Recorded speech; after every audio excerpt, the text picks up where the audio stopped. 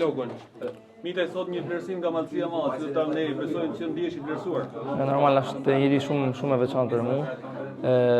Besoj s'ka krenari më të madh se sa të veçantojnë në rrit shtëpisë tonë, domethënë Kelmeni, shtëpia jeme.